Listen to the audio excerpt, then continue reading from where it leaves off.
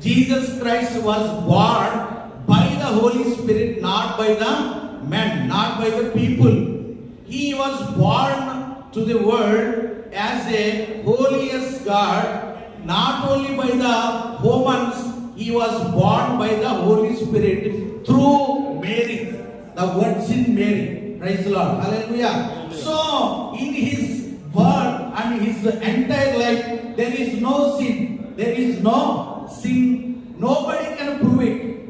Already Sudarshan Garu said about that. He was challenging the people. He was challenging the world.